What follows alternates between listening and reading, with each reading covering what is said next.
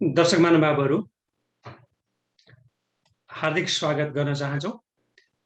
अमेरिकाको डीसी महानगर क्षेत्रबाट सञ्चालित अङ्कीय पत्रिका विद्युतीय पत्रिका इनेप्लिजमा हाम्रा समस्त दर्शक महानुभावहरूलाई पुनः एकपटक हार्दिक स्वागत गर्न चाहन्छौँ। आज हामी तपाईहरू समक्ष नेपालबाट अमेरिकाको केही समयको लागि निजी भ्रमणमा आउनुभएका नेपालका वरिष्ठ अधिवक्ता साहित्यकार पनि भन्न चाहन्छु हरिप्रसाद उप्रेती दाइसँग आज हामी नेपालमा अहिले सबैभन्दा चर्चा परिचर्चा मा रहेको सर्वोच्च अदालतका प्रधान न्यायाधीश, नेपाल बार एसोसिएसन, प्रहरी हस्तक्षेप, वकिल बीच कुटाकुट विषय र यसै सेरोफेरोमा हामी कुरा गर्ने गर्नेछौँ। ढिलो नगरिकन सबैभन्दा पहिले हरिप्रसाद उप्रेतीजी यहाँलाई इनेप्लिजमा हार्दिक स्वागत छ। नमस्कार।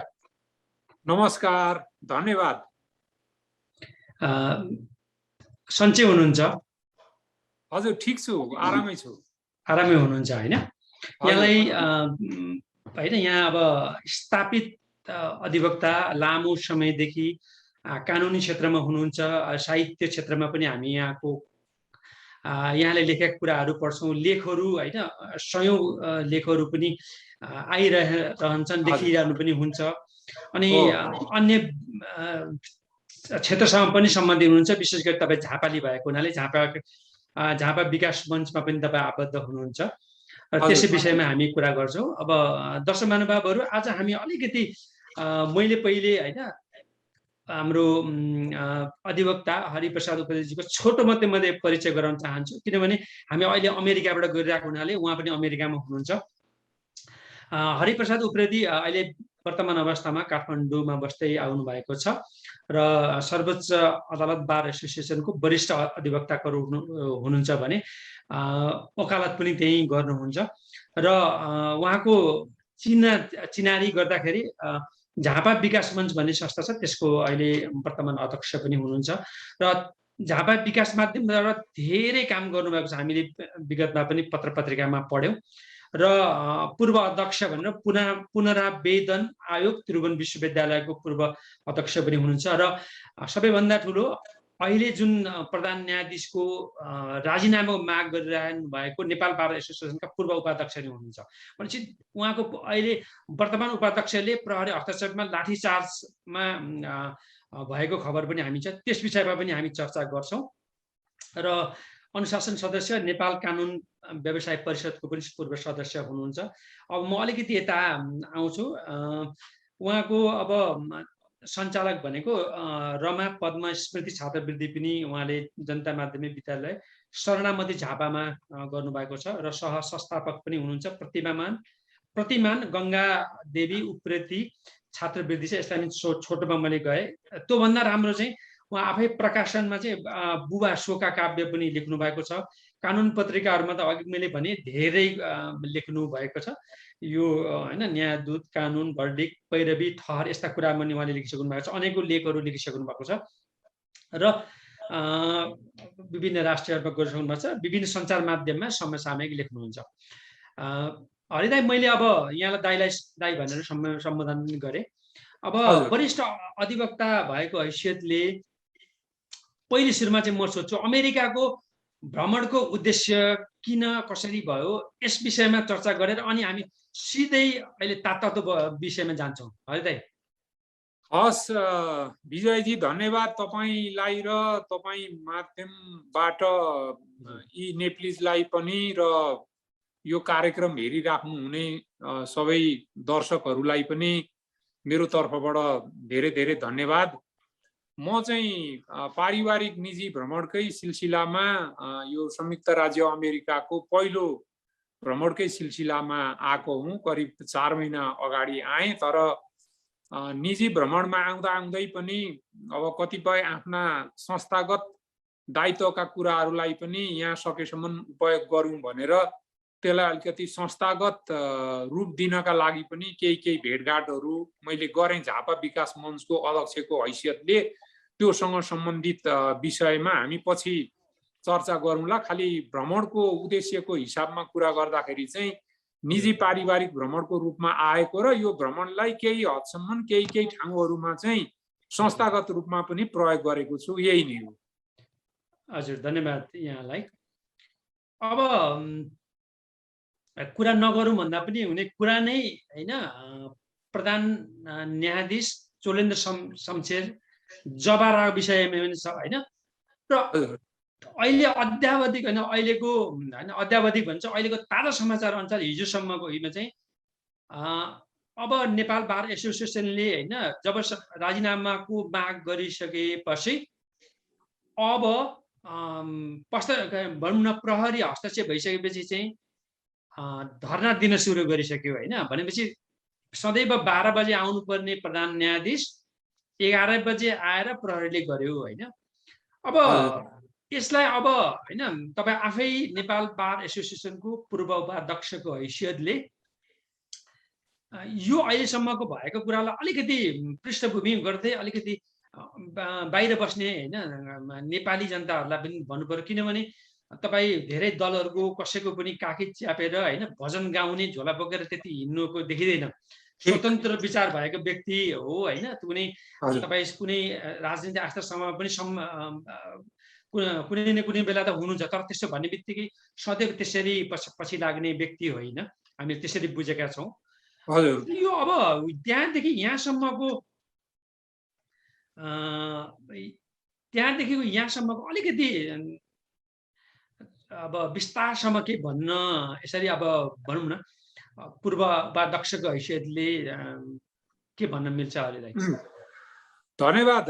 म तपाईले परिचय गराउँदा भनेका कुराहरूमा एउटा थपेर त्यसपछि म आफ्नो कुरा सुरु गर्छु। त्यो के हो भने करिब 1 वर्ष अगाडि, 1.25 वर्ष जति अगाडि न्यायपालिका शुद्धिकरण अभियान भन्ने अभियान सुरुवात भयो। त्यो अभियान चाहिँ हामीले 21 बुँदे एउटा ध्यानाकर्षण पत्र लेखेर नेपाल बार एसोसिएसन मार्फत सर्वोच्च अदालतसम्म पुग्ने गरी बुझाएर त्यसको सुरुवात गरेका थियौँ। त्यो 21 बुँदे घोषणा पत्रको प्रमुख रूपमा चाहिँ के छ भने मसौदा गरेको थियो मैले। अब अरू साथीहरू पनि त्यसमा पछि सहभागी हुनुभयो र त्यसले एउटा चाहिँ के छ भने त्यो अभियानको एउटा पुँजीको रूपमा त्यो रह्यो। र त्यहाँदेखि सुरु भएको कुराहरू, न्यायपालिकाका बारेमा उठेका कुराहरूलाई, सुधार गर्नुपर्ने कुराहरूलाई, अहिले जल्दा बल्दा देखिएका समस्याहरूलाई हामीले उठाउँदै आएका थियौँ। त्यही सिलसिलामा सर्वोच्च अदालतले पछि चाहिँ के छ भने हरिकृष्ण कार्की माननीय न्यायाधीशको संयोजकत्वमा एउटा र दीपक कुमार कार्कीको संयोजकत्वमा अर्को 2टा समिति पनि गठन गरेका थिए। एउटा विकृति विसङ्गतिको सम्बन्धमा थियो, अर्को समिति चाहिँ यो स्वचालित पेशी प्रणाली लाई कसरी व्यवस्थित गर्न सकिन्छ भन्ने बारेमा प्रतिवेदन दिनका लागि गठन गरेको थियो। त त्यसले गर्दाखेरि ती अहिले चाहिँ ती 2टा समितिको काम कारबाही पनि अगाडि बढेर त्यसका प्रतिवेदनहरू पनि आइपुगेका र प्रतिवेदनको कार्यान्वयनमा आइसके पछाडि पहिला जुन किसिमको प्रधान न्यायाधीशले वचनबद्धता दिनुभएको थियो त्यो वचनबद्धताको उल्लङ्घन गर्ने काम भयो। एकातिर यो पृष्ठभूमि थियो, अर्कातिर चाहिँ उहाँ प्रधान न्यायाधीश भइसके पछाडि खास गरी प्रधानमन्त्री केपी शर्मा ओली भएको बेलामा नेपालको संवैधानिक निकायहरूमा नियुक्ति गर्दाखेरि त्यो नियुक्तिमा उहाँले पनि भागबण्डा लिएको भन्नेको कुरा आम रूपमा सञ्चार माध्यममा आयो। उहाँका निकटस्थ मान्छेहरू, आसेपासे मान्छेहरू त्यसमा भाग पाएर नियुक्ति भए भन्ने खालको कुरा आएकै थियो। त्यो नियुक्तिका विरुद्धमा मुद्दाहरू पनि परे। त्यस पछाडि अब यही बीचमा प्रतिनिधि सभा विघटनको कुरा आयो। विघटनका कुराका मुद्दाहरूका पनि फैसला भइसकेर जब यो अहिलेको शेरबहादुर देउवाजीको नेतृत्वमा सरकार बन्यो, त्यो सरकारमा मन्त्रीको पनि भाग लिएको कुरा चाहिँ पछिल्लो प्रकरणको रूपमा आयो। यी कुराहरू आइसके पछाडि नेपाल बार एसोसिएसन, सर्वोच्च अदालत बार एसोसिएसनको तर्फबाट उहाँसँग यी कुराहरू राख्ने, यसको बारेमा विचार लिने, यस्ता कुराहरू गर्दाखेरि चाहिँ न्यायपालिकाका लागि शोभायमान हुँदैन भन्ने कुराहरू राख्ने कामहरू भए, ध्यानाकर्षण गर्ने कुराहरू भए। अब यसले चाहिँ एउटा चाहिँ के छ भने न्यायपालिकाको विश्वास रहेन, यो एउटा विवादमा पर्ने कुराहरू आयो। कार्यपालिकामा गएर चाहिँ के छ भने भागबन्डा लिएर पावर सेयरिङ गर्ने कुराले चाहिँ न्यायपालिकाको सुरक्षा र स्वतन्त्रता कायम रहन सक्दैन भन्ने कुराहरू उठाइसके पछाडि त्यही किसिमका ज्ञापन पत्र, ध्यानाकर्षण पत्रहरू बुझाइए। अब त्यति गर्दाखेरि पनि नभइसके पछाडि उहाँले त्यसलाई नटेर्ने रवैया देखाइसके पछाडि चाहिँ यो धर्नाका कार्यक्रमहरू, कालोपट्टि बान्ने कार्यक्रमहरू भएर अब उहाँको बेन्चमा बहस नगर्ने सम्बन्धका कार्यक्रमहरू गर्दै गएको अवस्था थियो। र जसरी उहाँले यो कार्यक्रमलाई चाहिँ उल्लङ्घन गर्ने र बेवास्ता गर्ने, उपेक्षा गर्ने काम गर्नुभयो, त्यति नै यसका कार्यक्रमका चाहिँ के छ भने यी मोडालिटीहरू, नमुनाहरू पनि थपिँदै गए। अब अहिले पछाडि गएर त उहाँको परिवारको समेत कुरा जोडेर उहाँले न्यायाधीश भएकै बेलामा चाहिँ कमाएका सम्पत्तिहरूको, त्यो जग्गाहरूको पास गरेको कुन मितिमा कोसँग किनेर पास गरेका भन्ने प्रमाणहरू पनि अहिले चाहिँ सामाजिक सञ्जालमा राखेर ती कुराहरू आइराखेका छन्। र उहाँले जुन शान्तिपूर्ण रूपमा एउटा भ्यालिड रूपले, एउटा वैध रूपले गरिराखेका चाहिँ के छ भने कार्यक्रमहरूमा यो प्रहरीलाई बोलाएर, अतिरिक्त प्रहरी फोर्स बोलाएर चाहिँ जुन त्यहाँ उपस्थिति जनाउनु भयो, आतंक मचाउने काम गर्नुभयो, ब्यारेक जस्तो बनाउनु भयो सर्वोच्च अदालतलाई, त्यसबाट अझ कानुन व्यवसायीहरू, नेपाल बार एसोसिएसनका सदस्यहरू चाहिँ के छ भने त्यसबाट चाहिँ अब त्यो आक्रोशित हुने अवस्था भयो। आक्रोशित भइसके पछाडि थप विरोधका कुराहरू आए। अब उहाँलाई भित्र पस्नै नदिने भनिसके पछाडि त्यो घेराबन्दी सुरु भयो। सुरु भइसकेपछि उहाँले चाहिँ सधैँ प्रवेश गर्ने समय भन्दा अर्कै अगाडिकै समय पारेर त्यस पछाडि सधैँ प्रवेश गर्ने ढोकाको सट्टा अर्कै ढोका, सधैँ नखोल्ने गरिएको ढोका खोलाउन लगाएर प्रवेश गरेर अहिले अगाडि बढिराख्नु भएको छ।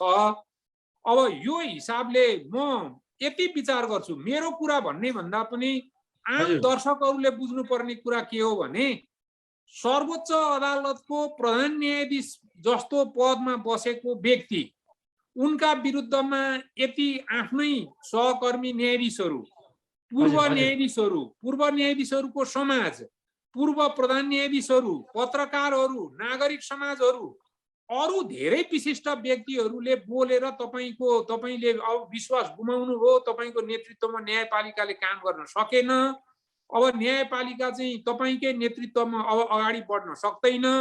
त्यो पदमा बस्ने मात्रै होइन, न्यायपालिकाको चाहिँ त्यो नेतृत्वमा बस्ने पदाधिकारीको काम, उसले एउटा चाहिँ के भने कार्य पनि देखाउनु पर्छ। जब अदालतमा मुद्दा पेशी नै चढ्दैनन्, पेशीमा चढेर फैसला नै हुँदैनन्, त्यहाँ बहसै हुँदैन भने न्यायपालिकाको अर्थ के रह्यो भन्ने खालको कुराहरू आइसकेको अवस्था छ।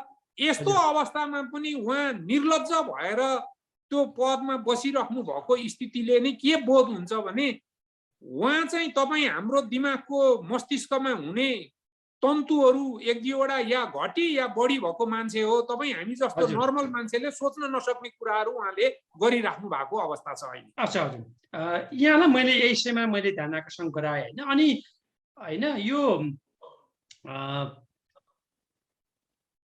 अधिवक्ता बीच नि होइन नेपाल बार एसोसिएसन जस्तो होइन एउटा पवित्र उसमा नै गोदागोद हुनु होइन, कठाला समात लात्तै हानाहान पनि को दृश्य पनि भयो नि त होइन। त्यो तपाईँ आफै अधिवक्ता भएको हैसियतले यो त पुरानो कुरा हो, त मैले किन ल्याउन खोजेको छु भने यसै चर्किने कुराहरू आयो होइन। एक पक्षले उसको पक्षमा कुरा गर्यो, एकले विपक्षमा कुरा गर्दाखेरि यसरी आएको कुराहरू हो भन्दाखेरि चाहिँ अब अधिवक्ता बीचमा होइन कठालो समाज यो समाज यो फेरि नेपाल बार एसोसिएसनको हाताभित्रै हुनु त अधिवक्ताजी त राम्रो होइन नि होइन। यो निश्चित रूपमा विजयजी यो दुःख लाग्दो कुरा हो। मलाई तपाईले यो प्रश्न गरिरहँदा र यो प्रश्नको जवाब दिइरहँदा मलाई सुखद लागेको छैन।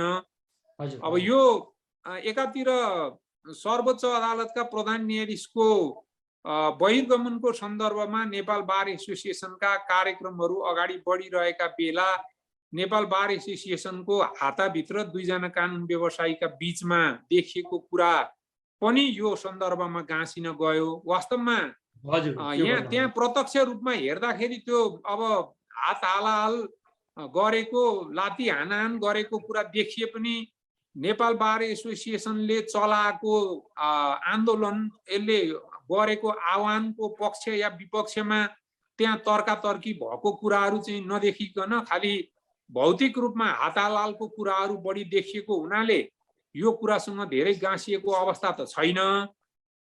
अब तथापि मलाई के लाग्छ भने अब न्यायाधीश कहाँ बहस गर्न जाने कानुन व्यवसायीहरूले आफूमै त्यसरी चाहिँ के छ भने भौतिक रूपमा हातालालको अवस्थामा आउने कुरा भनेको नराम्रो कुरा हो। यो चाहे निजी रूपमा उहाँहरू दुईजनाका बीचको वाद विवादबाट सुरु भएको भए पनि म त्यसमा दुःख व्यक्त गर्दछु, त्यो नहुने कुरा हो। तर उहाँहरूले पनि महसुस गरेर एउटा कार्यक्रमकै सिलसिलामा दुवैजनाले हामीले नराम्रो काम गर्यौं भनेर सार्वजनिक रूपमै माफी पनि मागिसक्नु भएको छ। त्यसकारण अब यो कुरालाई चाहिँ यो अहिलेको बार एसोसिएसनले अगाडि सारेका विरोध कार्यक्रम र आन्दोलनसँग जोडिराख्नुपर्ने सन्दर्भ पनि छैन भन्ने म निवेदन गर्न चाहन्छु। हजुर, धन्यवाद। हामीले यहाँ धन्यवाद दिन चाहन्छु।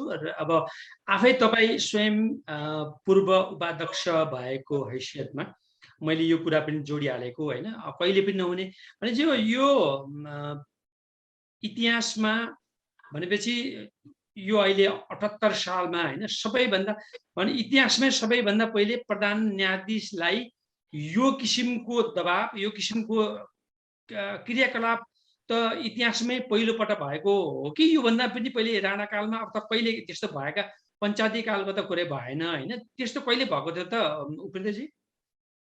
यो एकदम नै सान्दर्भिक प्रश्न राख्नुभयो। अब अहिलेको वर्तमान प्रधान न्यायाधीश चोलेन्द्र शमशेर राणा चाहिँ नेपालको सर्वोच्च अदालतको 29औं प्रधान न्यायाधीश हुनुहुन्छ। हजुर हजुर। मैले मेरो पेशा व्यवसायको हिसाबले 7औं प्रधान न्यायाधीश विश्वनाथ उपाध्यायदेखि मैले सुरु गरे हो। मैले विद्यार्थी कालमा हुँदाखेरि नै थाहा पाएको चाहिँ रत्नबहादुर बिष्ट र नयन बहादुर खत्री जो 6 नम्बर र 5 नम्बर र 6 नम्बरका उहाँहरू हुनुहुन्थ्यो। त्यस पछाडि 6 नम्बरमा धनेन्द्र बहादुर, 5 नम्बरमा नयन बहादुर हुनुहुन्थ्यो, 4 नम्बरमा हुनुहुन्थ्यो रत्नबहादुर बिष्ट।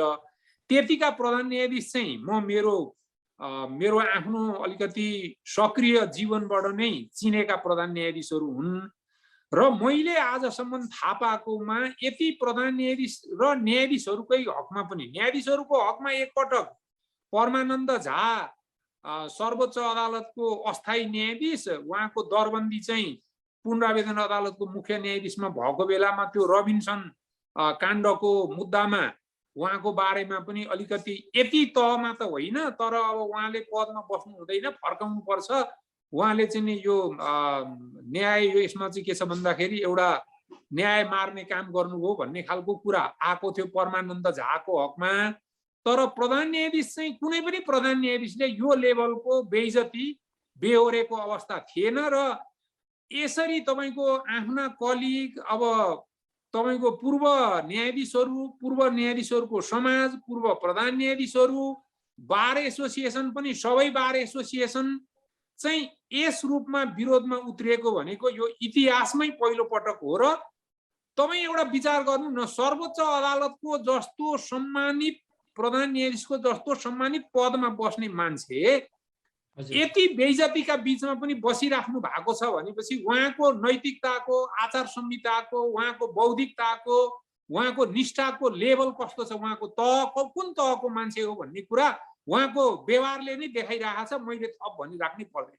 भनेपछि नेपालीमा चाहिँ होइन अलिकति ठेट भाषामा चाम्रो भन्छ नि, हजुर, यसो हेर्दाखेरि चाहिँ यो अवस्थासम्म पुग्दाखेरि होइन होइन अघि यहाँले भने जस्तो यत्र तत्र सर्वत्र विरोध राजीनामा गरिरहँदा पनि यो समय यस्तो अवस्थासम्म अडान लिने र भनेपछि अडान लिने र अझ भन्दा चाहिँ हामीले देख्दाखेरि बाह्य रूपले एउटा सर्वसाधारणले देख्दाखेरि चाहिँ अलिक चाम्रो भएको पनि बुझ्यो।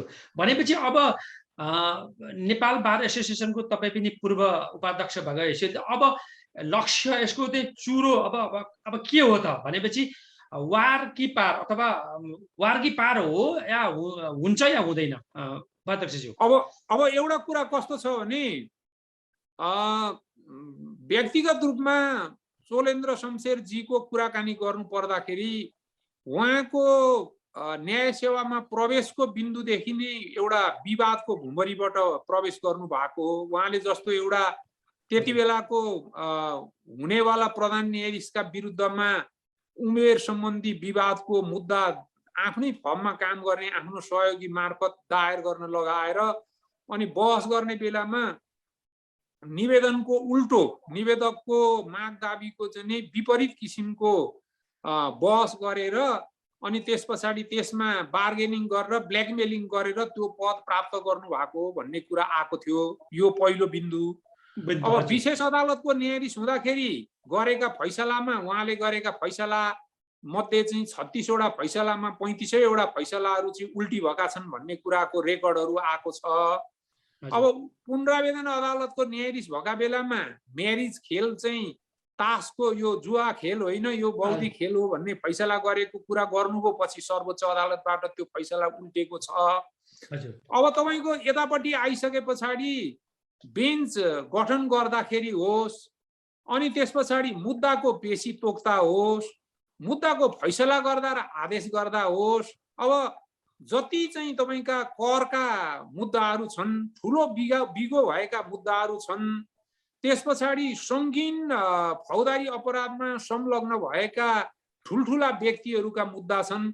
यी सबै उहाँकै पालामा फैसला गराएको र भएको र उहाँले सबै आफ्नो कम्फर्टेबल भनेर मानिएका चिनिएका न्यायाधीशहरू राखेर त्यो फैसला गराएको कारणले गर्दाखेरि पनि उहाँको यो चाहिँ अहिलेको विरोधमा आउने कुराहरू त्यो पृष्ठभूमिमा भएको कारणले यो अहिले विस्फोट भएर आएको कुराहरू हो। अब उहाँले उहाँका विरुद्धमा टिप्पणी लेख्ने सुशीला कार्कीलाई महाअभियोगको प्रस्ताव संसदमा दर्ता हुँदाखेरि उहाँको चाहिँ एउटा एकल न्यायाधीशको हिसाबले गरेको आदेशले त्यो संसदको चाहिँ प्रक्रियालाई नै रोक्ने काम पनि उहाँले गर्नुभयो। गोपाल पराजुलीको बहिर्गमन गराउने कुराहरूमा अब आफूसहित बसेको इजलासका अरू न्यायाधीशहरूलाई थाहा नदिकन एक्लै इजलासमा गएर बसेर एउटा आफ्नो चाहिँ नि मौखिक आदेशको कुरा सुनाएर म यो इजलासमा बस्न सक्दिनँ भनेर गोपाल पराजुलीलाई बहिर्गमन गराउने कुराहरूमा त्यो त्यस्तो किसिमको आदेश गर्नुभयो। र अब अर्को चाहिँ के छ भने दीपकराज जोशीलाई चाहिँ संसदमा सुनवाई भएर त्यहाँबाट उहाँको त्यो प्रमाणपत्रको बारेमा क्वेसन उठेको भनेर उहाँलाई बस्न दिएको कार्यकक्ष नै खोसेर बस्न नदिएर राजीनामा गर्नलाई बाध्य पार्नुभयो। त्यसकारण उहाँले विगतमा पनि धेरै आफ्नो स्वार्थका लागि चाहिँ नि हरकतहरू धेरै देखाउनु भएको खेल्नु भएको अवस्था चाहिँ छ। त्यसैले गर्दा अहिले पनि उहाँले कति बेला कस्तो किसिमको निर्णय लिनुहुन्छ भन्ने कुराको प्रेडिक्सन गर्न एउटा प्रक्षेपित गर्न नसकिने खालको व्यक्तित्व हो उहाँ। तथापि अब मलाई चाहिँ के लाग्छ भने अब यो कुनै कम्प्रोमाइजको बुँदामा जाँदाखेरि चाहिँ तपाईको उहाँ संसदमा चाहिँ एउटा छानबिन समिति गठन भएर उहाँका विरुद्धमा चाहिँ त्यो महाअभियोगको प्रस्ताव दर्ता भयो भने त्यो दर्ता भइसकेपछि उहाँले काम गर्ने कुराहरू हुँदैन। उहाँ निलम्बित सरह भएर बस्नुपर्ने हुन्छ। उहाँ चाहिँ पदबाट हटिसके पछाडि अर्को व्यक्तिले कायम मुकायम चलाउने कुरा हुन्छ। त्यसो भएर त्यसको छानबिनको टुङ्गो लागेपछि मात्रै उहाँले फेरि काममा पाउने हो कि उहाँले बिदा लिएर बस्नुपर्ने अथवा महाअभियोग लाग्नुपर्ने हो भन्ने एउटा उपाय होला। अर्को उपाय भनेको उहाँले चाहिँ अब बिदा बसेर जाने अर्को उपाय होला। तेस्रो उपाय भनेको अब उहाँले राजीनामा नै गर्नु भएन। बार एसोसिएसनले आन्दोलन अगाडि बढाइराख्यो। अहिले सर्वोच्च अदालतमा केन्द्रित छ। अब बार एसोसिएसनले दिएको जानकारी अनुसार अब उपत्यकाका काठमाडौँ उपत्यकाका अरू अदालतमा पनि सुनवाई ठप्प गर्ने त्यस पछाडिको अर्को चरणमा नेपालभरिका अदालतमा चाहिँ सुनवाई ठप्प गर्ने कुराहरू भयो भने के राष्ट्रिय अन्तर्राष्ट्रिय जगत न्यायपालिकाको यो अभिगत हेरेर बस्ला, त्यस पछाडि पनि उहाँ पदमा कायमै रहन सकिसक्नु होला भन्ने प्रश्न त्यहाँसम्म अहिले पुगिसकेको छ।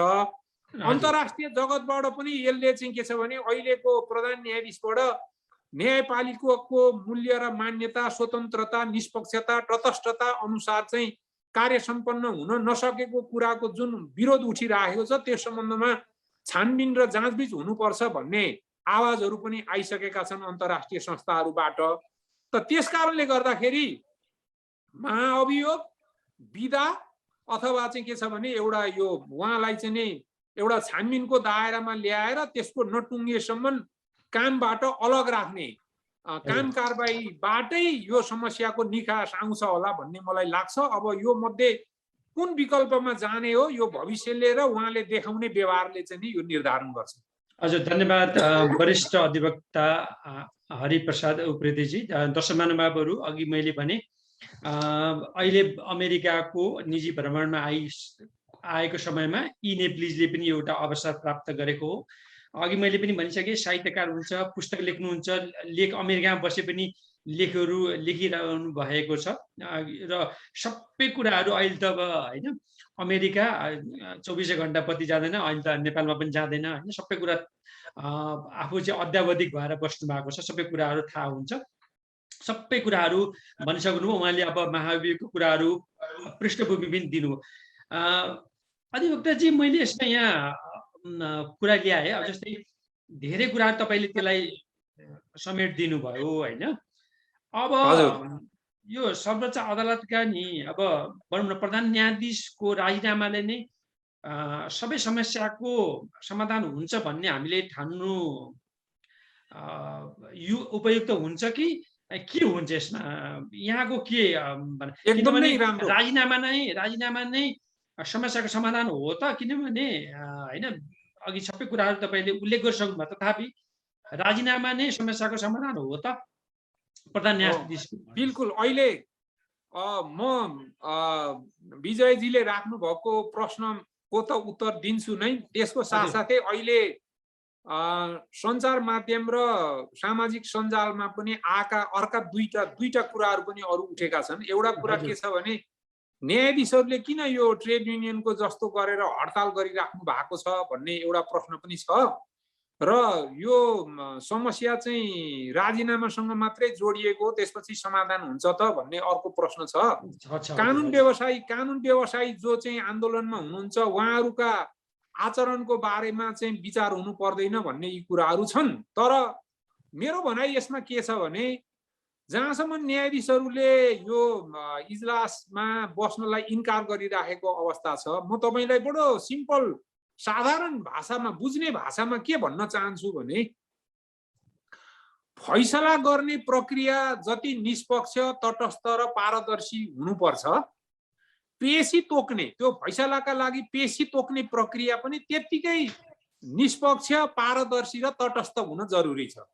त्यो काम कसले गरिरहेछ भन्दा प्रधान न्यायाधीशले गरेछ। एकछिनको लागि मानौँ म एउटा यस्तो प्रधान न्यायाधीश छु, म मुद्दा किनबेच गरेर चाहिँ पैसा कमाउन चाहन्छु, मैले कुनै ए बी नाम गरेका न्यायाधीशका नाममा चाहिँ मुद्दा राखेर ल तपाईँको मुद्दालाई मैले फलानालाई चाहिँ जिताउने गरी फैसला गरिदिने भनेको छ, ल मलाई यति पैसा ल्याउनुहोस् भनेर पैसा लिने, फैसला उनीहरूबाट गराउने, अनि भने बमोजिमको फैसला भयो भने पैसा पचाउने, त्यो बमोजिमको फैसला भएन भने पैसा फिर्ता दिने काम हुन थाल्यो भने त्यसरी बसेर फैसला गर्दाखेरिका ती जसलाई त्यो बारेमा थाहा नै हुँदैन ती न्यायाधीशहरूलाई तिनीहरूको स्थिति के हुन्छ?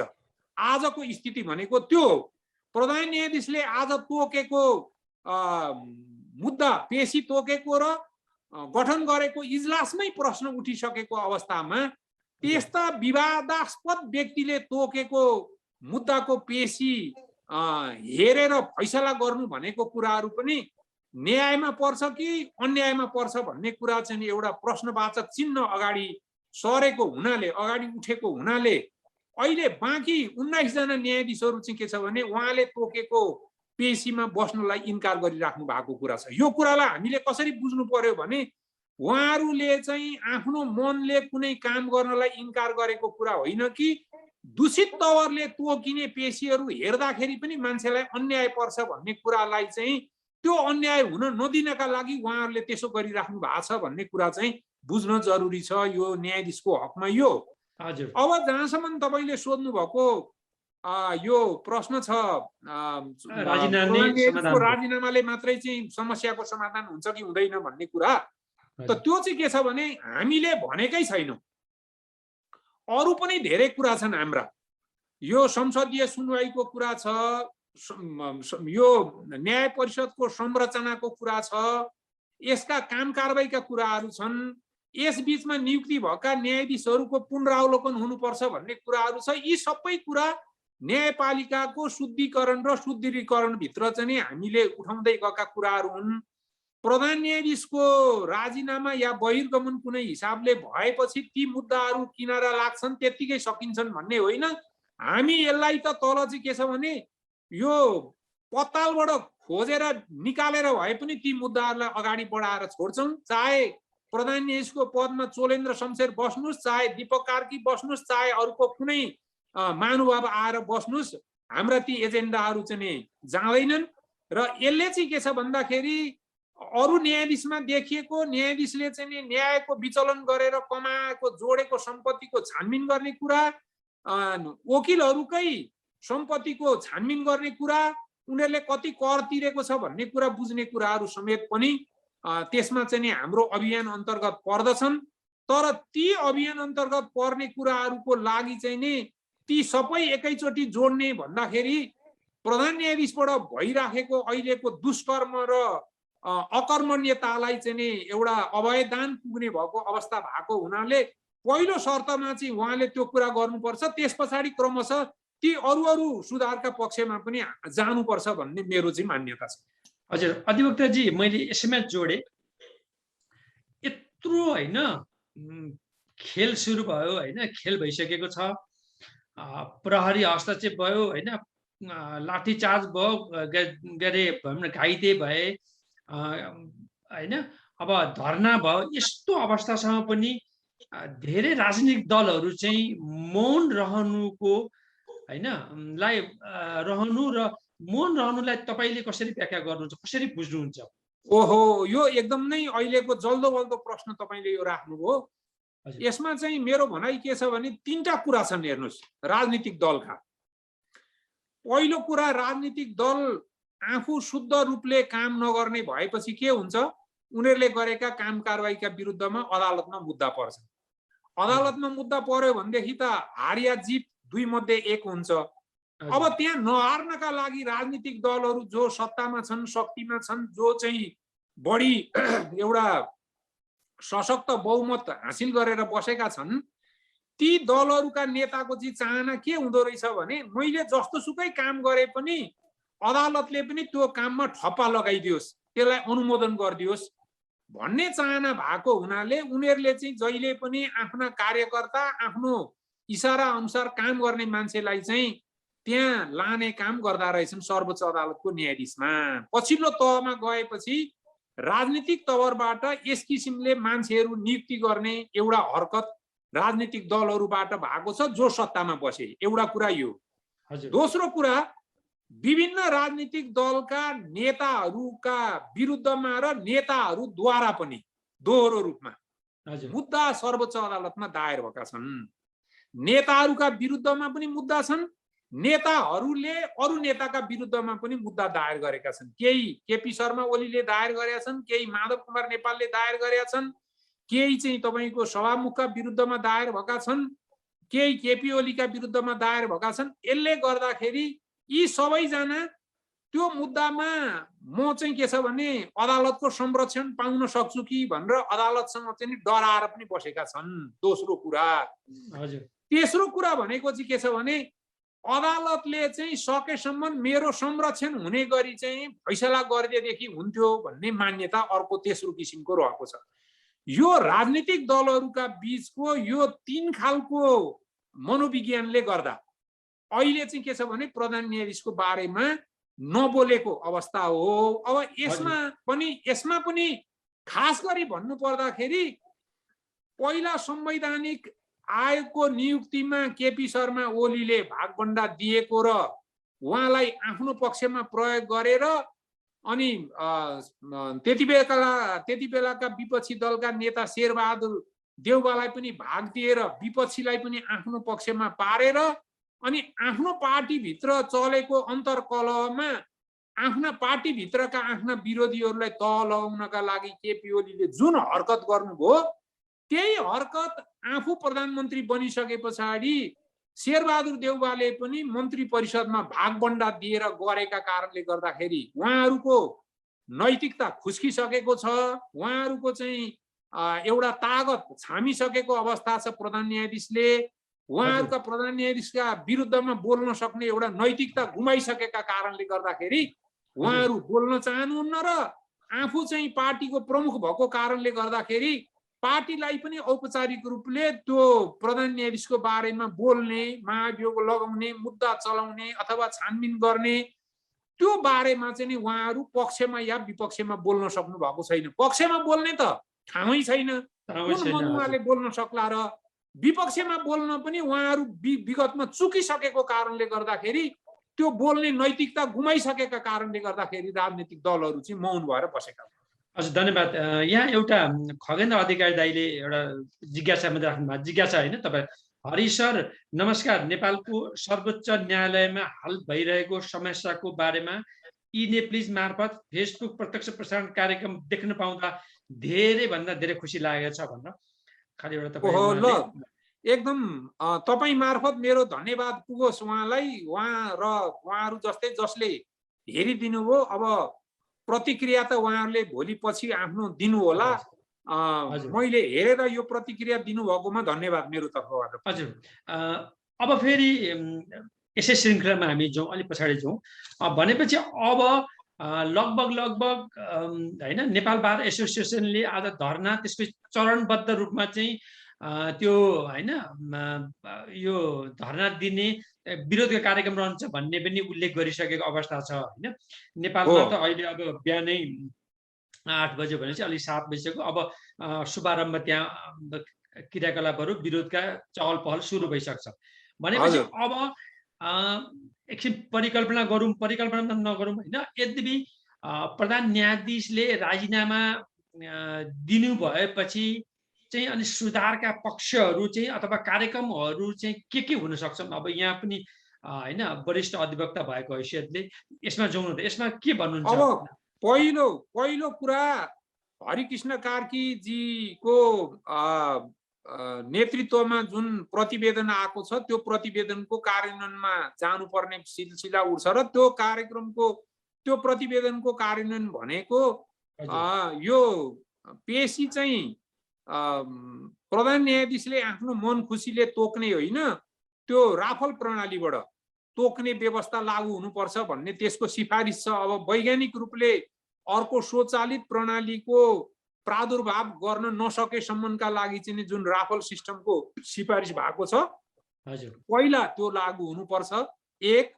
दोस्रो कुरा, संवैधानिक परिषदमा भएका नियुक्तिको बारेमा प्रधानमन्त्री केपी शर्मा ओली हुँदा जारी गरेको अध्यादेशका बारेमा संवैधानिक परिषदले गरेका सिफारिसका बारेमा त्यस पछाडि त्यति बेला भएका विस्तारहरूका बारेमा जति पनि यो मुलुकको राजनीतिसँग जोडिएका 5-7 थरीका मुद्दाहरू छन् ती मुद्दाहरूको सम्पूर्ण मुद्दाको सुनवाई रोकिएको छ। अब ती मुद्दाहरूको सुनवाई अगाडि बढ्नुपर्छ यसका यो समस्या फुकाउने कुरामा भन्ने अर्को कुरा रहेको छ। त्यस पछाडि त्यो हरिकृष्ण कार्कीको प्रतिवेदनले नै बोलेको कुराभित्र के छ भने यो बीचमा खास गरी 72 सालदेखि यतातिर भएका सर्वोच्च अदालतमा भएका नियुक्ति पुनरावेदन उच्च अदालतमा भएका नियुक्तिहरूको पुनरावलोकन गर्नुपर्छ र त्यसमा योग्य देखिएका व्यक्तिहरूलाई मात्रै निरन्तरता दिने र योग्य नदेखेका व्यक्तिहरूलाई चाहिँ विदाई गर्ने एउटा प्रक्रियाको सुरुवात गर्नुपर्छ। त्यसका लागि एउटा निष्पक्ष ढङ्गले काम गर्ने मान्छेहरूको चयन गरेर अगाडि जानुपर्ने प्रक्रिया छ। त्यो प्रक्रिया पनि अगाडि बढाइन्छ यो पछाडिको कार्यक्रममा। त्यस पछाडि न्याय परिषदको पुनर्संरचना गर्ने कुराहरू, त्यसका काम कारबाहीमा चाहिँ नि केही थपघट गर्ने कुराहरू र संसदीय सुनवाई सम्बन्धी संवैधानिक जुन व्यवस्था छ त्यो व्यवस्थामा पनि परिवर्तन गर्ने कुराहरू आउँछन्। त्यसका लागि कानुनमा संशोधन गर्नुपर्ने, संविधानमा पनि संशोधन गर्नुपर्ने स्थिति हुन सक्छ। ती प्रक्रियाको लागि पनि हामी अगाडि बढाउन सक्छौं। र अब यो यसरी चाहिँ के छ भने एउटा कुनै पनि प्रधान न्यायाधीशका विरुद्धमा धारा 101 बमोजिम महाभियोगको प्रस्ताव लिएर जाने भनेर संविधानमा परिकल्पना गरेको जुन कानुनी व्यवस्था छ त्यो व्यवस्था अहिलेका प्रधान न्यायाधीश जस्तो अहिलेको जस्तो हरकत गर्ने प्रधान न्यायाधीशका विरुद्धमा पनि त्यसलाई लागू नगर्ने हो भने संविधानको त्यो धारा कति बेला चाहिँ प्रयोग हुन्छ र त्यसको औचित्य पुष्टि हुन्छ भन्ने कुराहरू पनि आएको छ। त्यसकारण त्यस्ता संवैधानिक व्यवस्थाहरूलाई चाहिँ लागू गराउनका लागि पनि यो बहिर्गमन पछाडिको हाम्रो प्रयास जारी रहनेछ। त्यसलाई प्रभावकारी रूपमा लागू गराउनका लागि चाहिँ बार एसोसिएसनले आफ्ना कार्यक्रम अगाडि बढाउँछ। यी लगायत अब मुद्दाको पेशी तोक्ने, विशिष्टताका आधारमा तोक्ने, सबै मुद्दाको पालो आउने गरी गर्ने, पुरानो मुद्दाले प्राथमिकता पाउनु पर्ने, मुद्दाको पेशीमा पक्षपात नहुने, छानी छानी मुद्दा एउटा इजलासमा नपार्ने लगायतका तपाईँ हामी दिनको दिन अदालतमा जाने र अदालतका काम कारबाहीसँग परिचित भएका मान्छेले जति पनि समस्याहरू देखेका छौं, भित्रभित्रका झिना मसिना समस्याहरू, ती समस्याहरूलाई पनि समाधान गर्नका लागि हामी अगाडि बढ्छौं। त्यसकारण यी धेरै चरणमा काम गर्नुपर्ने कामहरू छन् विजयजी। भनेपछि आखिरीमा हैन नेपाल बार एसोसिएसन आफै स्वयं लागेको हुनाले अघि नै हामी चर्चा गर्यौं हैन, चरणबद्ध रूपमा जाने कुराहरू छ। जबसम्म राजीनामा आउँदैन हैन तबसम्म चाहिँ मौन भएर यसलाई नरोक्ने पनि अब अरेबियन घोडा जस्तै अब हैन नेपाल बार एसोसिएसन लागेको पनि देखियो हैन। सबै कुराहरू किनभने तपाईहरु सबै अधिवक्ताहरू हैन, अधिवक्ता मात्रै नभएकी सर्वोच्च अदालतका न्यायाधीशहरूले पनि हैन विरोधको अवस्थामा भनेपछि त्यो मात्रै नभएर पूर्व न्यायाधीशहरू सर्वत्र रूपमा यो विरोध भएको अवस्थामा अहिलेसम्म पनि भनौँ न हिजोसम्म नेपालमा पनि बिहान भयो हैन। हजुर एउटा मैले यहाँ उल्लेख गर्नै पर्ने कुरा कस्तो छ एउटा म उपयुक्त ठान्छु भने हजुर पहिलो कुरो नेपाल बार एसोसिएसन भनेको एउटा विचार एउटा दर्शन बोकेका मात्रै मान्छे भएको एसोसिएसन होइन। त्यहाँभित्र धेरै विचार राख्ने, अब पार्टीगत हिसाबले भन्दा माओवादी, एमाले, कांग्रेस, मधेसवादी लगायतका सबै राजनीतिक दलसँग सम्बद्धता भएका व्यक्तिहरू त्यहाँ हुनुहुन्छ। त्यस्ता ठाउँबाट यो आएको कार्यक्रम हो। त्यसकारण यो कार्यक्रम ठट्टाको रूपमा छैन। दोस्रो कुरा के छ भने यसमा राजनीतिक कुनै स्वार्थ गाँसिएका कारणले गर्दाखेरि कुनै दललाई कर्नर गर्न र कुनै दललाई माथि उठाउनका लागि यो कार्यक्रम भएको होइन भन्ने कुरा केबाट देखिन्छ भने प्रत्येक दलसँग सम्बद्ध, प्रत्येक दलसँग आफ्नो एउटा वैचारिक आस्था भएका एकदम नै विशिष्ट खालका कानुन व्यवसायीहरू अहिले आन्दोलनमा हुनुहुन्छ। चाहे त्यो कांग्रेसको होस्, चाहे त्यो माओवादीको होस्, चाहे त्यो एमालेको होस्, चाहे अरू राजनीतिक दलका हुन्। त्यसकारणले गर्दाखेरि यसलाई चाहिँ विगतका आन्दोलनहरूमा जस्तो यो चाहिँ फलानुबाट निर्देशित छ, फलानाका विरुद्धमा छ भन्ने खालका जस्ता आरोपहरू लाग्थे, त्यो आरोप लाग्न सक्ने खालको अवस्था चाहिँ अहिले छैन। यसमा सबै राजनीतिक दलमा आस्था राख्ने व्यक्तिहरूको प्रतिनिधित्व भएको कारणले पनि यो आन्दोलन चाहिँ सशक्त रूपमा जान्छ र तपाईले देखिराख्नु भएको छ सुरुमा सुरु भएको भन्दा अहिले चाहिँ घनीभूत रूपमा मान्छेहरूको उपस्थिति र समर्थन जाहेर भएर आइरहेको छ। हजुर हामीले पनि देखिरहेका छौं, हामी अध्यावधिक भइरहेको छ त्यसमा, अब नेपालबाट पनि आइरहेको हुन्छ देखिरहेका छौं। अब मैले तपाईलाई अलिकति यो सर्वोच्च अदालतकै सन्दर्भमा तपाई पनि एउटा सचेत नागरिक हैन, एउटा समाजका एउटा मर्यादित पेशामा अधिवक्ताको रूपमा हुनुहुन्छ भनेपछि एउटा सचेत नागरिक र एउटा पेशागत रूपमा बसेको व्यक्तिको हैसियतले चाहिँ नेपालमा राजनीतिक स्थायित्व नहुनुको कारण तपाईँले कसरी हेर्नुहुन्छ होइन? विगतमा हामीले झन्डै झन्डै 2/3 ल्याएको सरकार होइन, आखिरीमा अब हो 5 वर्षको 5 वर्ष टिक्छ र केही स्थायित्व काम हुन्छ भन्ने सोचिरहेको अवस्थामा होइन, हजुर फेरि होइन यो दुर्दशा हामीले देख्यौँ होइन। अब तपाईँ हामी एकपल्ट संक्षेपमा राजनीति, किनभने हो एक हिसाबले चाहिँ सचेत नागरिक हिसाबले कसरी हेर्नुहुन्छ? स्थायित्व नहुने राजनीतिक हो म स्थायित्व नहुने कारण हो, कसरी हेर्नुहुन्छ? यसमा म 2-3वटा कारण देख्छु जम्मा। पहिलो हजुर। कारण नेतृत्वमा जुन किसिमको क्षमता तपाईँ काङ्ग्रेसमा बिपी कोइराला हुँदाखेरि थियो, एमालेमा मदन भण्डारी हुँदा, पुष्पलाल हुँदा थियो, त्यस्तो किसिमको सबैलाई साङ्गठनिक रूपमा र वैचारिक रूपमा चाहिँ नेतृत्व दिएर जान सक्ने क्षमता भएको लिडरसिप पार्टीमा कुनै पनि पार्टीमा नरहेका कारणले गर्दाखेरि कुनै पनि पार्टीहरू आन्तरिक रूपमा एक भएका, एकीकृत भएका, वैचारिक रूपले एकीकृत भएका नभइकन सबै पार्टीहरू गुटबन्दीमा छरिएका र विचलित भएका अवस्थामा छन्। यसले एउटा चाहिँ राजनीतिक अस्थिरता सिर्जना गरेको छ, एक मैले देखेको कुरा। दोस्रो कुरा भनेको नेपालमा सबैभन्दा खडेरी चाहिँ के छ भने दण्डहीनताको चाहिँ आयो। दण्डहीनता किन आयो भने तपाईँ यत्रो राजनीतिक परिवर्तनहरू भए तर त्यो परिवर्तन हुनुभन्दा अगाडिको राजनीतिक अवस्था सिर्जना गर्नका लागि चाहिँ को मान्छे दोषी छ भनेर कसैलाई पनि आजसम्म दण्डित गरिएन। दण्डित नहुने त्यही मान्छे सधैँभरि नेता हुने, हारे पनि नेता हुने, जिते पनि नेता हुने, सरकारबाट खुस्किए पनि नेता हुने, 2/3 भएको पार्टी सकिँदै सकिँदै छ्यायो भएर टुप्पी मात्रै बाँकी रहँदा पनि नेता नै हुने। अब उसले चाहिँ कहिल्यै पनि त्यो उत्तरदायित्व वहन गर्नु नपर्ने कारणले गर्दाखेरि यो दोस्रो कारणले गर्दा अस्थिरता भयो भन्ने मलाई लाग्छ। र तेस्रोमा मलाई के लाग्छ भने आन्तरिक रूपमा आफू बलियो हुने होइन, आफूसँग प्रतिस्पर्धा गर्नेलाई तह लगाउनका लागि विदेशी शक्तिहरूसँग चाहिँ हारगुहार गर्ने चाहिँ राजनीतिक प्रणाली जुन किसिमको नेपालमा भित्रियो, त्यो आम रूपमा मैले राजनीतिक संस्कृतिकै रूपमा मैले चाहिँ यहाँ उल्लेख गर्न चाहन्छु। यो पार्टी र त्यो पार्टी, यो नेता र त्यो नेतामा मात्रै भन्ने मेरो भनाइ छैन। सबै दलहरूबाट त्यस्तो किसिमको चाहिँ हरकत देखाएको अवस्था छ। यसले गर्दाखेरि अब विदेशीलाई चाहिँ तपाईँले सहायता माग्नका लागि उसँग सहारा माग्नलाई जानुभयो भने त के गर्छ भन्दा ऊ आउँदाखेरि त आफ्नो स्वार्थ लिएर आउँछ, आफ्नो स्वार्थलाई लागू गराउँछ।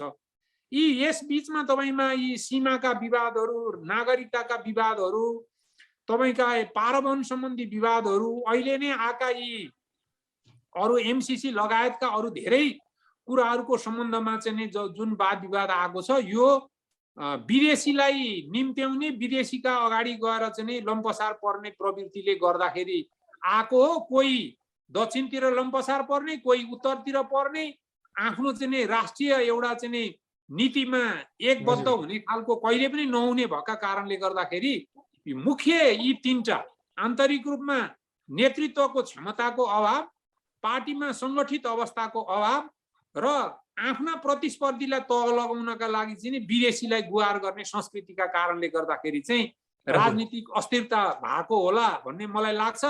नभएदेखि त यत्रो लगभग 2/3 को बहुमत होल्ड गरेको सरकारले किन 2.5 वर्षैमा झरेर जान्थ्यो र? 2.5 वर्षमै हैन झम्लाङ्ग भन्न। अधिवक्ताजी यहाँ एउटा रोके, या गुणराज दुइटेलजीले प्रश्न विचारका लागि धन्यवाद हरि सर भन्नु। एकजना कृष्णराज शर्माले कडै प्रश्न गर्नुभयो होइन। कुरा चाहिँ हामीले जे राखे पनि राम्रो नराम्रो सुन्नुपर्छ। वकिलले भन्दा के भन्नुभयो भने वकिलले भन्दा बित्तिकै राजीनामा दिनुपर्ने, अमुक मुद्दामा विधामा बस भन्दा बित्तिकै न्यायाधीश विधामा दिनुपर्ने, अथवा वकिलले भनेको माने मात्र न्यायाधीश नैतिकवान हुने नत्र नहुने संसारमा कतै छ र भन्न सुन्नु। र नैतिकवान हुने नत्र नहुने संसारमा कतै छ र मित्र? बार र सर्वोच्च अदालतमा बीच यस्तो गाई जात्रा संसारका कुनै देशमा देख्नु भएको छ भन्नु। नेपाल बारका अधिकांश वकिलहरू विभिन्न माफियाका मतियारहरू हुन् भन्ने आरोप लगाउँछन्। यसमा के भन्नुहुन्छ अहिले? अनि अहिले भएको आन्दोलन अरबपति वकिलहरूले सम्पत्ति जोगाउन यो नोटङ्की गरेछन् भन्ने कुरामा सतत देख्नुहुन्छ कि हुन्न? कृपया लौ न, के भन्नुहुन्छ भनिदिनुहोस् न भनेर एउटा कडाई प्रश्न राख्नुभयो। उत्तर दिनुहोस् दाजु। उहाँले 2-3 प्रश्न उठाउनु हो।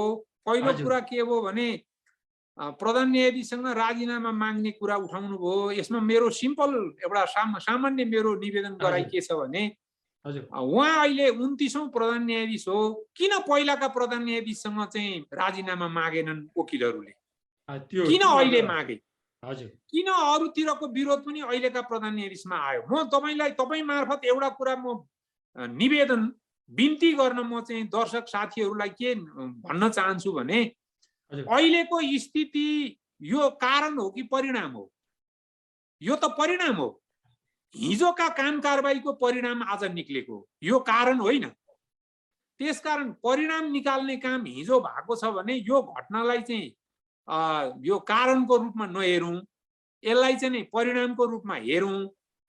जब 29 जना प्रधान न्यायाधीशका विरुद्धमा अरू प्रधान न्यायाधीशको विरुद्धमा त वकिलहरूले मागेनन् नि त। किन वकिलहरूले राजीनामा गर्नुपर्ने हदसम्मको तल्लो स्तरको घटिया काम गर्नुभएछ प्रधान न्यायाधीशले भन्नेपट्टि चाहिँ उहाँ साथीको ध्यान नगइकन वकिलहरूले गरेको विरोध, वकिलले के पाउन गरेको? मैले यो अहिले बोलिराख्दाखेरि मैले के पाउँछु?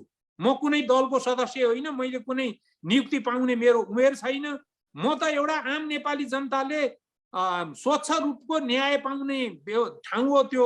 भोलि म रहँला नरहँला, चोलेन्द्र शमशेर रहे पनि नरहे पनि सर्वोच्च अदालत भने त नेपालमा भएका बाहिर भएका सबै नेपालीहरूको विदेशीहरूको पनि नेपालमा मुद्दा पर्यो भने न्याय पाउने थलो हो नि। त्यो भएको कारणले हामीले चाहिँ यो चिन्ता जाहेर गरेको एक। दोस्रो कुरा भनेको म एउटा व्यक्तिले कुनै राज्यको पदमा बसेको व्यक्तिलाई म चुनौती साथ बोलिरहेको छु भने मलाई म माथि मेरा हिसाब गर्ने, मेरो कर विचार गर्ने, मेरो सम्पत्ति विचार गर्ने, मेरो चाहिँ नि के छ भने अभिव्यक्तिको कुरामा चाहिँ विचार गर्ने त राज्यका धेरै संयन्त्रहरू छन् नि त। म माथि कारबाही गरे भइगयो नि। त्यसकारणले एउटा व्यक्तिगत हैसियतमा बसेर गरेको काम कारबाहीलाई राज्यको पदाधिकारीसँग चाहिँ जोडेर हेर्ने काम पनि नगरौँ मित्रहरू, जसले गर्नु भएको छ। त्यसकारणले गर्दाखेरि प्रधान न्यायाधीशको पद र एउटा चाहिँ के छ भने डिफेन्स लयरको रूपमा रहेको एउटा प्राइभेट वकिलको चाहिँ हैसियत एउटै खालको हुँदैन। र प्रधान न्यायाधीशका विरुद्धमा इतिहासमै यस्तो खालको विरोध कहिल्यै पनि भएको थिएन। त्यसको प्रमुख कारण भनेको चाहिँ चोलेन्द्र नै हुन्। यसलाई चाहिँ अरूको हकमा नजिर बनाउनु पर्ने र बन्छ भन्ने कुनै आधार पनि छैन। धन्यवाद यहाँलाई। खगेन अधिकारीले सोध्नु लेख्नु नेपालका ज्यादै इमान्दार वरिष्ठ कानुन व्यवसाय आदरणीय व्यक्तित्व हरि उप्रति बाणीहरू अति नै इमान्दारिता आधारित र निष्पक्ष प्राकृतिक न्यायको सिद्धान्तमा निशर्त रहन्छन्। सबैले हेर्न र सुन्न हजुरहरूलाई विनम्र अनुरोध गर्दछु। यस किसिमको महत्त्वपूर्ण कार्यक्रमको आयोजना गर्नुभएकोमा वरिष्ठ सम्पादक विजय थापा महोदयप्रति म धन्यवाद दिन्छु भन्नुभयो। दुर्गा प्रसाद अर्यालले ज्यादै राम्रो विचार हरि सर भन्नुभयो। हजुर पनि नेपालमै हुन आवश्यक थियो, दुर्गा प्रसाद अर्यालले नेपालबाट भन्नुभयो। थुप्रैजनाले यहाँ राधिका श्रेष्ठजी ओन्टारियो केसीबाट कालाचोक थुप्रैजना हेरिरहनु भएको छ हामी यसमा जाउँदा। दर्शक महानुभावहरू, हामी कार्यक्रमको लगभग अन्त्यमा आइसकेका छौँ। हुन त यो नेपालबाट अमेरिका आएको समयमा यी नेप्लिजले यसरी हामीले मौका मात्रै लिएको हौँ। तर जाँदै भन्दाखेरि हामीसँग 2-3 अझै केही प्रश्नहरू जिज्ञासाहरू छन्। हामीले चाहिँ अधिवक्ताको हिसाबले मात्रै यो अहिले वर्तमान अवस्थाको सर्वोच्चको होइन न्यायाधीश चोलेन्द्र शमशेर जबराको मात्रै कुरा गऱ्यौँ अनि अन्य विधाहरूमा कुरा गऱ्यौँ। तर दर्शक महानुभावहरू, उहाँ अहिले झापा विकास मञ्चको अध्यक्ष पनि हुनुहुन्छ। यो झापा विकास मञ्चबाट धेरै तपाईँले होइन कानुन रूपले विदेशबाट ल्याउने पैसाहरूमा एकदम कानुनी अडचनहरू होइन थुप्रै समस्याहरूलाई तपाईँले धेरै त्यहाँ राम्रो काम गर्नुभएको छ। यो झापा विकास मञ्च भनेको तपाईँ अब अध्यक्ष हुनुहुन्छ, कस्तो संस्था हो? यसलाई छोटकरीमा दर्शकहरूलाई पनि एकपटक भनिदिनुहोस् न उप्रेतीजी। धन्यवाद। झापा विकास मञ्च चाहिँ एउटा गैर नाफामूलक संस्थाको रूपमा काठमाडौँ जिल्ला प्रशासन कार्यालयमा दर्ता भएको संस्था हो। यो 61 सालदेखि दर्ता भएर आजका मितिसम्म क्रियाशील भएर आएको छ। यसले विभिन्न पाठ्य पुस्तकहरू र अन्य पुस्तकहरू विभिन्न विद्यालयलाई उपलब्ध गराउने अनि विभिन्न विद्यालयहरूमा छात्रवृत्ति उपलब्ध गराउनका लागि चाहिँ मानिसहरूलाई इन्करेज गर्ने काम पनि यसले गरिआएको छ। जस्तो हामी आफैले यो संस्थामा म आउनुभन्दा पहिला नै यो विभिन्न दुईटा ठाउँमा अघि तपाईँले भनि पनि सक्नुभयो, जनता माध्यमिक विद्यालय शरणामती झापामा र श्रीपाटी आधारभूत विद्यालय ताप्लेजुङमा पनि के छ भने हामीले आफ्नो एउटा परिवारको तर्फबाट हाम्रो निजी तर्फबाट पनि त्यहाँ छात्रवृत्तिहरूको व्यवस्था गरेका छौँ र अरू व्यक्तिहरूलाई पनि त्यसो गर्नका लागि इन्करेज गरेर धेरै मान्छेहरू अहिले त्यसमा लागिराख्नु भएको छ। मेरो त्यही पृष्ठभूमिको कारणले गर्दाखेरि पनि यो झापा विकास मञ्चको अध्यक्षको चाहिँ पदमा नेतृत्व गर्नलाई चाहिँ साथीहरूको अनुरोधलाई स्वीकार गरेर मैले यसमा आएँ। अब अहिले यसको खास चाहिँ के छ भने एकजना मान्छेले कम्तीमा एकजना विद्यार्थीलाई पढाउँ भन्ने अभियान अन्तर्गत झापाली समाज युएसए र झापा विकास मञ्च तथा झापा सहकारी संस्था लिमिटेड यी तीनटा संस्थाको बीचमा चाहिँ सहकार्य भएको छ। हामी चाहिँ कम्तीमा सुरुको वर्षमा चाहिँ 20-25 जना विद्यार्थीहरूबाट पढाउन सुरु गरेर यसलाई बिस्तारै बढाउँदै जाने, जति चाहिँ स्रोतहरू जुट्दै जान्छ त्यति नै यसलाई चाहिँ विस्तार गर्दै जाने। सुरुमा झापा जिल्लाबाट सुरु गरे र पछि चाहिँ अरू जिल्लामा पनि यसलाई विस्तार गर्दै जाने भन्ने कार्यक्रम अन्तर्गत यसलाई सुरु गरेका छौँ। अब धेरै कुरा गर्नुभन्दा पनि काम गरेर एक दुईवटा चाहिँ ब्याच स्कुलमा पढ्न थालिसके पछाडि मात्रै अलि अरू कुराहरू गरौँ जस्तो पनि मलाई लागिराखेको छ। किनभने गफ गर्ने मान्छेको खाँचो हुँदैन, धेरै मान्छेले गफ लगाउँछन्। तर अब एउटा कुरा के हो भने यहाँबाट नेपालमा पैसा पठाउने, त्यहाँ राख्ने, त्यसको बन्दोबस्त गर्नका लागि हामीले जे जति चुनौती र कठिनाइहरूको सामना गर्यौं ती सबै कुरालाई पार गरेर अहिले लगभग 60 लाख रकम चाहिँ के छ भने हाम्रो संस्थाको नाममा जम्मा भइसकेको छ र त्यो पैसाको ब्याजबाट हामी पढाउने एउटा योजना छ। अर्को चाहिँ के छ भने त्यसमा चाहिँ दुई किसिमको फन्ड छ अहिले।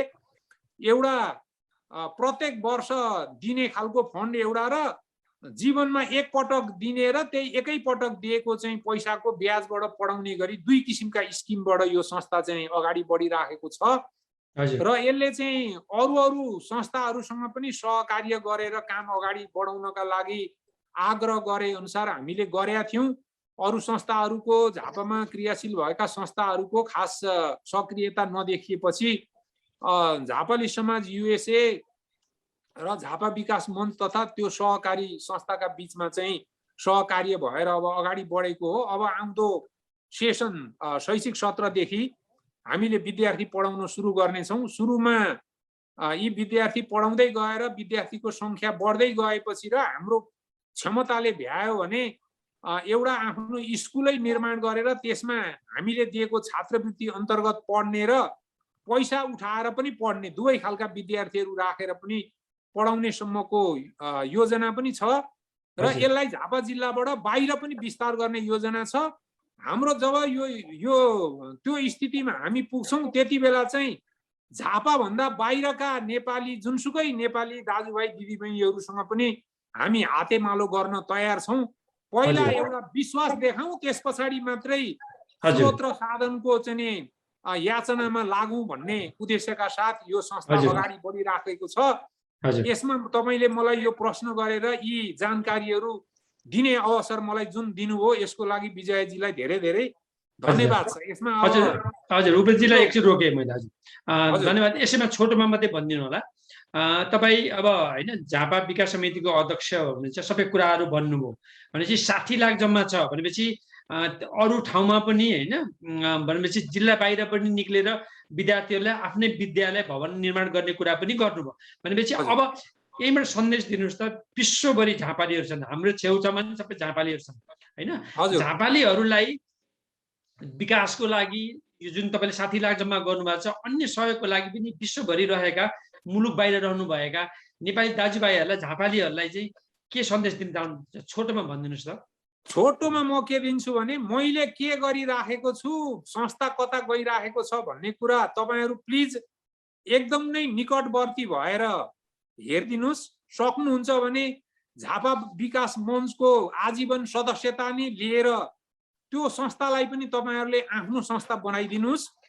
त्यसपछि हामीले त्यहाँ बसेर केही काम गर्न सक्यौं भने तपाईहरुको बोली बिग्छ, तपाईहरुको सम्पर्क छ, तपाईहरुसँग चाहिँ नि एउटा ओजन छ, त्यसलाई प्रयोग गरेर हाम्रो योजनालाई चाहिँ नि अझ विस्तार गर्नका लागि, अझ सफलीभूत बनाउनका लागि चाहिँ के छ भने पछि यहाँहरुले त्यो सहयोग गर्नुहुनेछ भन्ने म अहिले यति मात्रै अनुरोध गर्न चाहन्छु। अहिले तपाईहरु वाच गरेर बस्नुस्। हामी सफल भयौं भने अलिकति चाहिँ के छ भने छाती ठुलो पारेर अलिकति सम्बन्धलाई विस्तार गरेर त्यस्तै किसिमका मान्छेहरु जो चाहिँ के छ भने दिन चाहने मान्छे र लिन चाहने मान्छेको बीचमा भेट हुन पनि एउटा कुनै तेस्रो माध्यमको आवश्यकता पर्दो रहेछ। त्यो माध्यमको काम गरेर चाहिँ यो संस्थालाई सहयोग गर्नुस्, हातेमाले गरौं। बाहिर बसेका नेपालीहरूले पनि त्यहाँको चाहिँ के छ भने सदस्यता लिएर त्यो संस्थालाई पनि ओन गर्नुभयो भने यहाँबाट पैसा पठाएको पैसालाई वहाँ गएर खर्च गर्ने, त्यसलाई चाहिँ त्यो आवश्यक भएका विद्यार्थी भएका ठाउँसम्म पुर्याउने कामसम्मको अनुगमन तपाईहरुले गर्दिन पाउनुहुन्छ। त्यसका लागि म सबै साथीहरूलाई विनम्र अनुरोध गर्दछु। हजुर धन्यवाद। दर्शक महानुभावहरु, हामी कार्यक्रमको अन्त्यमा आइसकेका छौं र अब मैले तपाईलाई 2-3 वटा प्रश्न त्यही अब चोरेन्द्र शमशेर जबराको पत्रै गर्छु। संक्षेपमा उत्तर दिनु होला। भनेपछि अब नेपाल बार एसोसिएसनको यो आन्दोलन भनेको कि वार की पार हो? यो त हैन, वार की पार हैन। वार की पार त तपाईले सोध्ने मान्छेलाई त्यो सोध्नु तपाईको स्वाभाविक हो। हजुर, वार भन्ने त कुरै छैन, यो पारै लाग्ने हो। किनभने अब भनिसके कि तपाईले छोड्नुहुन्न भने तपाईका कार्यकालसम्म हामी यो आन्दोलन छोड्दैनौं, अदालतमा मुद्दा हुन दिदैनौं। अनि के को प्रधान न्यायाधीश उहाँले किन बसेर तलब खाने? त्यसपछि काहीँ उहाँले लागू गराउन सक्नुहुन्न भने मुद्दाको सुनवाई हुँदैन, अदालत बन्द हुन्छन्, फैसला आदेश हुँदैन, बन्दीका मुद्दा पनि हेर्ने अवस्था आउँदैन भने उहाँ के को कसको प्रधान न्यायाधीश भएर बसिराख्ने? अर्को कुरा भनेपछि अब अघि तपाईले भन्नुभयो नि 2 जना हैन अधिवक्ताहरू बीच हैन खुलेआम गोदागोद गरे हैन, हामीले देख्यौं, त्यो व्यापक भयो।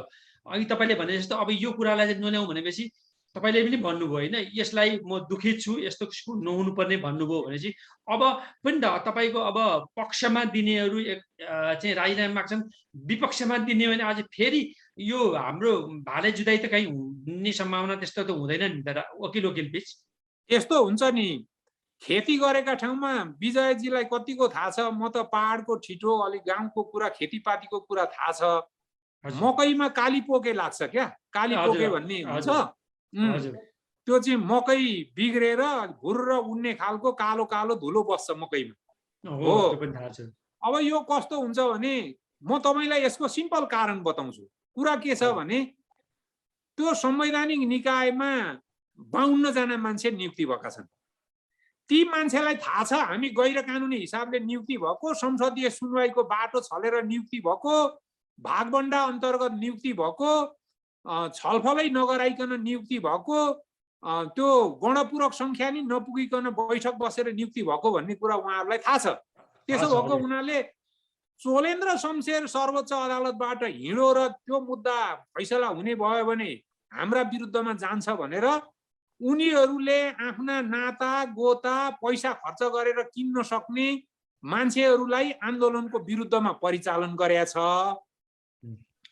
ती परिचालन गरेका व्यक्तिहरूले सोझै चोलेन्द्रको चाहिँ पक्ष पोषण गर्ने ठाउँ केही पनि नभएपछि मुद्दा सुनवाई हुन नपाएको, मान्छेले न्यायमुखी भएर आएका मान्छेले न्याय नपाएको, मुद्दा पेशीमा नचढेको, सुनवाई हुन नपाएको लगायतका अरू चाहिँ के छ भने अघि तपाईले सोधे जस्तै वकिलहरूको पनि सम्पत्तिको छानबिन गर्नुपर्छ, अरू न्यायाधीशहरूको पनि कुरा गर्नुपर्छ भनेर विषयलाई विषयान्तर गर्न खोज्नु भएको छ। मैले यसो भनिरहँदा ती विषय उठ्नै नसक्ने विषय भन्ने होइन, तर ती विषयले चोलेन्द्र शमशेरले राजीनामा गर्नुपर्ने, पद छोड्नुपर्ने, उहाँको बहिर्गमन हुनुपर्ने कुरालाई चाहिँ नि रोक्न सक्दैन, त्यसलाई अभयदान दिन सक्दैन। यो कुरा हुनै पर्छ र उहाँहरूले उठाएका कुराहरू पनि हुनुपर्छ भन्ने मेरो भनेपछि हजुर हामीले नेपालीमा अथवा नेपाली उखानै छ नि होइन कि वीरले कि गरी छाड्छ कि मरी छाड्छ भन्ने कुरा नै नेपाल बार एसोसिएसनको त्यस्तो किसिमको एउटा सिद्धान्त अब यसमा लाग्यो होइन त? बिल्कुल मरी छाड्छ भन्ने छँदै छैन, गरी छाड्छ नि भन्ने छ। अब यो जहिले पनि तपाईँको परिवर्तनको ठुलो सङ्घारमा पुगेका बेलामा चाहिँ मण्डले प्रवृत्तिहरू, तपाईँको भिजिलान्ते प्रवृत्तिहरू देखिन्छन्, विरोधका कुराहरू आउँछन्। त्यो छट्याक छुटुक रूपमा आएका विरोधहरूले त्यो कुरा हुन सक्दैन र हामी विरोधीका कुराहरू पनि सुन्ने एउटा सहनशीलता, त्यो आत्मसंयम हामीमा भएको हुनाले, बारको नेतृत्वमा पनि भएको हुनाले हामी बोलीले नै त्यसलाई कन्डेम गर्दै, त्यसलाई खण्डन गर्दै जान्छौँ। हामीले त्यो भौतिक रूपमा हात हाल्नु पर्ने जङ्गली अवस्थाको सृजना हुन दिँदैन। हजुर धन्यवाद यहाँलाई। यहाँ खगेन दाइले फेरि भन्नु इमान्दार विद्वान वरिष्ठ वकिल स्पष्ट विचारहरू तर्कसङ्गत छन् भनेर उहाँले प्रशंसा पनि गर्नुभयो। दर्शक महानुभावहरू, आज हामीले अघि पनि भन्यौँ वरिष्ठ अधिवक्ता हरिप्रसाद उप्रेतीजी जो चाहिँ नेपालको वरिष्ठ अधिवक्ता हुनुहुन्छ, अघि पनि भने नेपाल बार एसोसिएसनको पूर्व उपाध्यक्ष हुनुहुन्छ, विभिन्न पेसामा हुनुहुन्छ, साहित्यकार पनि हुनुहुन्छ, पुस्तक पनि लेख्नु भएको छ, लेख पनि लेखिरहनु भएको छ, अहिले अमेरिकामा हुनुहुन्छ, केही समयपछि अब 1-2 हप्तापछि नेपाल जाँदै हुनुहुन्छ। उहाँले प्रत्यक्ष रूपमा त्यहाँ देख्नुहुन्छ। अघि यहाँले भन्नुभयो तपाईँ नेपालमा अझै पनि एकजना देख्नु भएको छ, तपाईँ यो समयमा नेपालमा हुनुपर्थ्यो भनेर तपाईँको ठुलो अपेक्षा भएर एकजना दर्शकले पनि भन्नुभएको छ। दर्शक महानुभावहरू, यो सामान्य कुरा, यो आज हामीले एउटा मौका दिनुभयो वरिष्ठ अधिवक्ता हरिप्रसाद उप्रेतीजीलाई पनि मुरीमुरी धन्यवाद दिन चाहन्छु। विशेष गरिकन यो कार्यक्रममा यो उहाँलाई उपलब्ध गराइदिन चाँजो पाँजो र व्यवस्थापन गरिदिनु भएको वा मिलाइदिनु भएकोमा हाम्रा इन्जाका अध्यक्ष गुणराज लुइटेलजीलाई पनि विशेष धन्यवाद दिँदै यहाँको अमेरिका बसाइ सुखद रहनेछ भन्ने विश्वासको साथ अहिलेलाई हामी यो कार्यक्रमबाट बिदा हुन चाहन्छौँ। अन्त्यमा हरिदाई केही भन्न चाहनुहुन्छ? मलाई आजको यो कार्यक्रममा आएर नेपालको न्यायपालिकाको समसामयिक विषयमा, झापा विकास मञ्चको विषयमा आफ्ना कुराहरू राख्ने जुन एउटा संयोग जुटाइदिनु भयो विजयजीले, यो संयोग विजयजीसँग सम्पर्क गर्नलाई हाम्रो गुणराजजीले, त्यस पछाडि भर्जिनियामा हाम्रो भेलामा उपस्थित हुनुभएका खगेन्द्र अधिकारी, प्रेम सङ्ग्रौला लगायतका, मदन उप्रेती लगायतका साथीहरूले त्यहाँ जुन छलफलको एउटा संयोग जुटाउनु भयो, त्यसबाट नै यो एउटा सम्बन्ध विस्तार हुँदै गएको परिणाम स्वरूप आज तपाईहरू समक्ष म आउन पाएँ। मलाई चाहिँ नि एउटा युएसए को निजी भ्रमणमा रहेका बेलामा पनि यसरी जोड्नलाई चाहिँ नि साथ दिनुहुने सम्पूर्ण साथीहरू जसले आजको यो कार्यक्रम हेरेर पनि आफ्ना प्रतिक्रिया दिनुभयो, मलाई चाहिँ नि मेरो भनाइसँग सहमति हुने असहमति हुने जुनसुकै जति पनि महानुभावहरूले आफ्ना प्रतिक्रिया दिनुभयो, उहाँहरूलाई पनि मेरो तर्फबाट धेरै धेरै हार्दिक आभार र धन्यवाद प्रकट गर्दछु। नमस्ते सम्पूर्ण दर्शकहरूलाई। नमस्ते, शुभरात्रि।